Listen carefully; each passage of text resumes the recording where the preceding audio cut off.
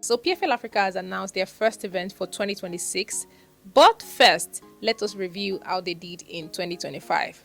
I mean, PFL Africa had 4 events across 4 African countries, or should I say 3, Cape Town and Joburg in South Africa. But they did have 4 events. Notably, they had over 15 African countries represented. I think as somebody that loves Africa, that's very nice. Also, at the end of their event, from Cape Town, Joburg, Rwanda, and Benin Republic, 4 Africans were crowned champions. I think that deserves an applause, right? But first, did PFL Africa meet our expectations? Because we had a lot of expectations welcoming them to the continent.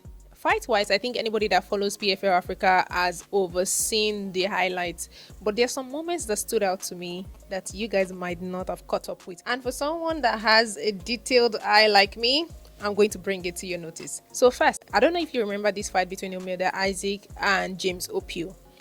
It was really significant, not just because it happened in Rwanda, but because in Omelda's first fight, Isaac was in his corner.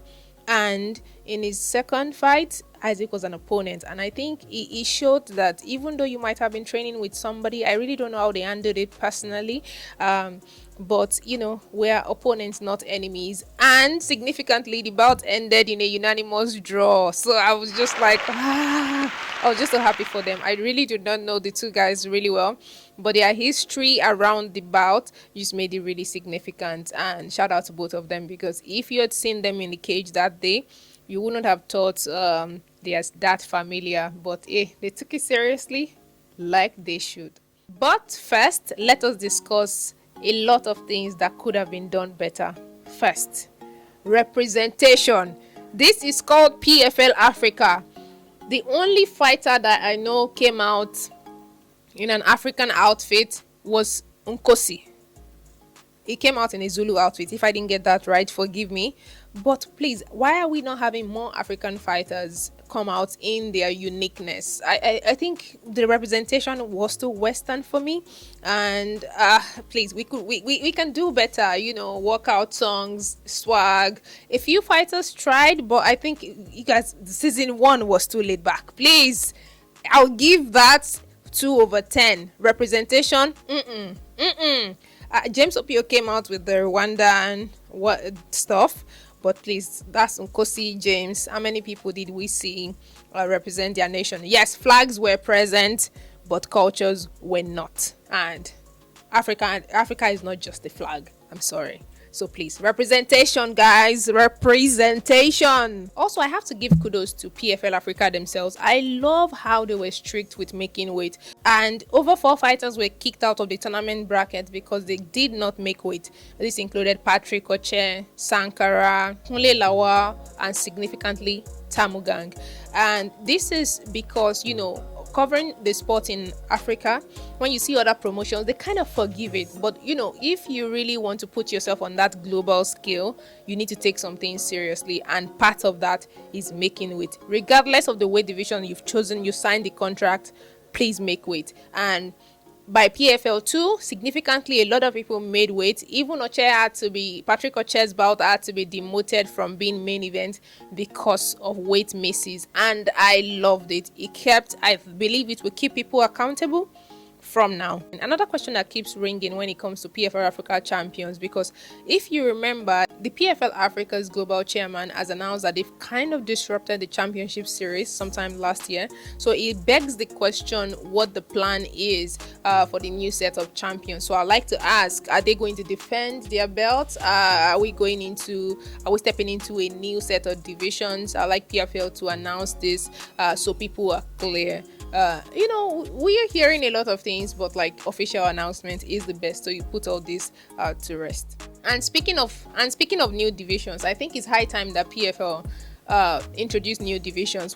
Divisions like lightweight are not in the tournament bracket, and I believe do not quote me, but I believe that's one of the weight categories that have the most African fighters, especially African fighters fighting out of Africa. So lightweight, we would like to see lightweight, we would like to see middleweight, light heavyweight, please let's keep them as showcase bouts. Those guys are not the most in numbers. They are great, but they are not the most in numbers. We want to see other divisions in the championship tournament, and most importantly, female divisions. Skills, yo. We'll come back to gender balance because it was not balanced. It was not even 80 and 20. It was 85 and 15. Come on, guys. Come on. Let us talk about the moments that we cannot forget. Significant moments that were notable this season is also the role of Francis Ngannou. By PFL 1, the chairman was missing. PFL 2, he was missing. He did appear for PFL 3 and 4 Rwanda.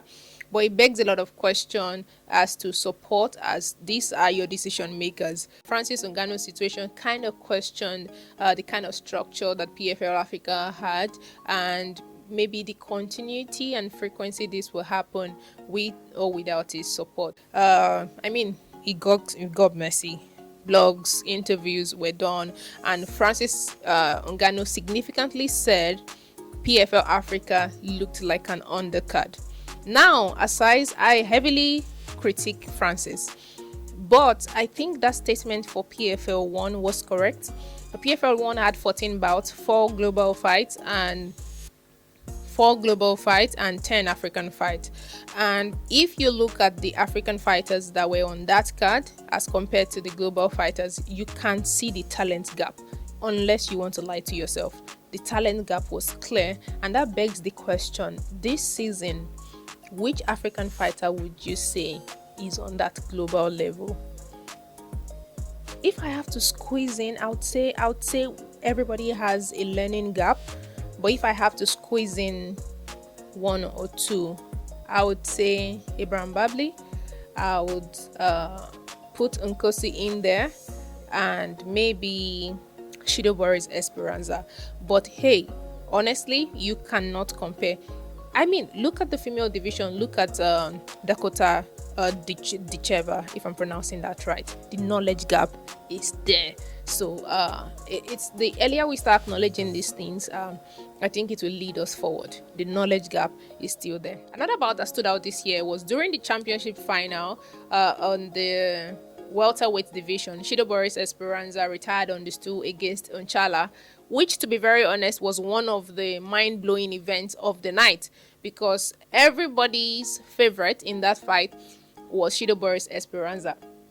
And significantly, Shido Boris Esperanza now has a record of 11 wins and 2 losses, and both losses came via retiring on the stool. Wait, honestly, before we continue this conversation, I'd like to ask a question. Would you rather retire on the stool knowing fully well that your body cannot continue, or give your opponent a chance to have an highlight that will be replayed even in your dreams?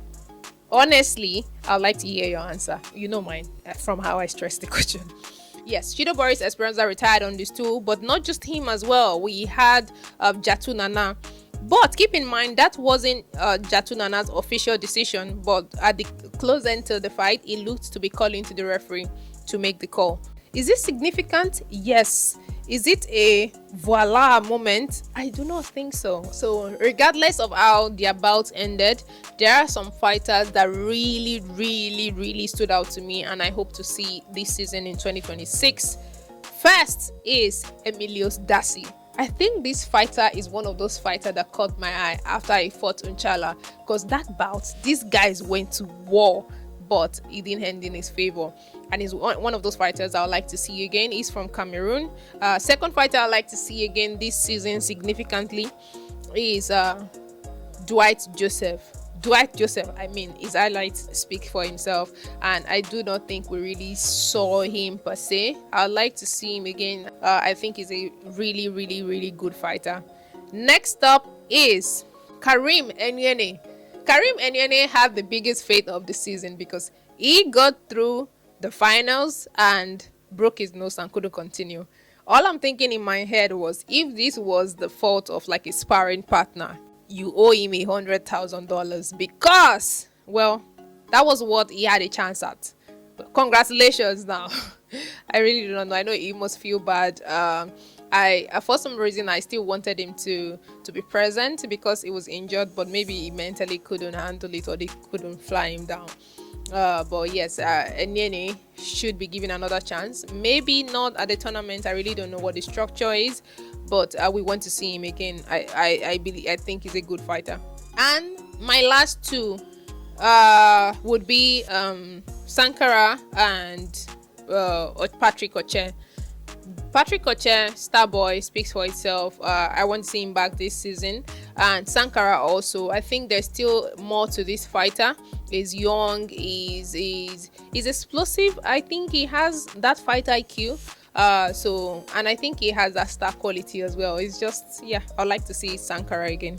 Now let's talk rematches. First and foremost, one of the drama that sat through this season was Octave and Shido Boris Esperanza. They went ahead on social media. I think at some point, Shido Boris had to block Octave, and yeah, we got here. They had their bout, and during that, after Octave kind of posted that, they were shots to the back of the head, and now that Shido Boris Esperanza missed his shot at the finals, I do not think we should wait another season before we see him again. I think we can have a showcase bout between he and Octave to put it to rest once and for all. I think these are the motives that we should be pushing out there. PFL matchmakers, can you hear me? Octave, Shido, it will be a good one. Let's put it to rest once and for all. They really do not have scores because it's not that deep, but we fans want to see something. So, PFL Africa matchmakers, listen up. Also, for the matchmaking this season, there were some bouts that were ridiculous, and there were a lot of bouts that were great. I mean, one particular bout on the card was referred to as the biggest mismatch on the card. But overall, we need to give credit to everybody that's trying to source these fighters. But overall, I would give the matchmakers a 6/10. I think there's still a lot of work to be done. But shout out to you guys. Also, speaking of rematches or defending, notably, Kane appeared in 3 PFL Africa events, which the other people that had those numbers were fighters in the tournament. After Kane got disqualified in his very first appearance, it looked like this guy was trying to clear our memory of that event by giving us highlights, and he went on a straight tear. If PFL Africa champions will ever defend their belt, I think the next in line is to have Abraham Babli defend his belt to Kane. Any other person you bring, I do not know how that will play out, but like, Kane is, I think he's very deserving, and I think that he has done enough to also get the chance at that. But I have not gotten the actual information if PFL Africa champions will defend their belt this year. So, yeah. Also, let's talk about PFL Africa's face-offs. So when I saw the face-offs for PFL Africa 1, I was like, nah, okay. Then 2, 3, 4. I think the face-offs are more pictorial than ceremonial. Let us feel the heat. You cannot really tell all of that from a picture, but like from a video, body language, all of that. I think the weigh-ins are more pictorial, photocentric than ceremonial, than the essence of what I'm supposed to see during a weigh-in. I've never been to a UFC event, but I've caught on vibes that I knew was true. So I really want every African that will not be able to get into those rooms to get the same feeling, if you know what I mean. So yeah. After the PFL final in Benin, a particular bout was declared a no contest because Mohamed Tafsaba tested for an unwanted substance, and immediately this news broke out. My DMs went crazy. But what was found in Mohamed Tafsaba's body? What was found in his body is a drug called furosemide. It's you can Google what it is used for. But Mohamed Tafsaba said he couldn't pass stool, and the doctor, a medical person in Benin, suggested he use this drug to pass stool, and he ended up testing. He took maybe a tablet and he ended up failing drug test. Now, what is furosemide? Furosemide is not a performance enhancing drug. I think this is where the misconception is, because when it is said that you fail a drug test, everybody comes up with he's using PEDs, he's on steroids, and the way the boy is built, it looks guilty. But furosemide is a drug that when it is found in your system, it can conceal the testing of other drugs. That's what makes it an unwanted substance. And if you've been following the Olympics, a lot of African athletes were sent back this last Olympics because they tested positive for furosemide. Is it an unwanted substance? Yes. Tafsiba should have done more diligence in everything he's putting in his body, especially on fight week and as to other fighters. So this is not a voila moment like some of us are treating it. I think it's a learning curve, and unfortunately is a scapegoat, and rightfully PFL has noticed this and he's been suspended for 6 months. So we need to treat it carefully, maybe asking what was found, if it's steroids, if it's unwanted substances. Not every unwanted substance is a performance enhancing drug, and that leads to the next question: do I really want to see this fight again? I don't think so. Last but not the least, I need to give kudos to the PFL team. They did an amazing work across 4 events. I think a lot can be done better. First is the gender balance. Even if we don't have a tournament female division, let us have a balanced division somewhat. Let us have more females, at least one female on every card, female bout on every card. That will be unique. Another PFL Africa is doing great production-wise, event-wise, but I think the visibility, especially on social media, is not really translating to the core MMA audiences. Yes, people would catch on, it is PFL, but I think PFL needs to do more work in bridging that gap, that storytelling gap. Not a lot of influencers have influence in African MMA community. Africans are very unique people, and I think they need to create ways to connect those dots, storytelling wise. I think that's the biggest gap I noticed across four seasons, and I hope for it to change in their upcoming events. PFL Africa has announced 4 events across 2026. Significantly, the PFL Africa chairman did mention to me that they are coming to Nigeria 2026, so look forward to that one. But when it comes to off season, does PFL Africa have any activity to bridge this gap? I do not think 4 events in 2026 would keep the momentum they started with. Keep in mind that it started significantly in July. Was it July? And they had 4 events in 6 months. Is it 6 months now? July? Middle of the year. Yeah, so if they are having 4 spread across the entire year, what's going to be going on mid-season? I think that's significant. We really do not want to lose the momentum we started with. So that comes to the end of my 2025 PFL review. If you have any more points I didn't mention, please drop in the comment section. Do not forget to like, subscribe as we continue to contribute to mixed martial arts in Africa. I remain Lois Oguniyi, aka Lady Lois, or my fight name is the Sexy Scorpion, just so you know. But I lost my first fight. But I'll be back. It's 2026. I will be back. Bye, guys.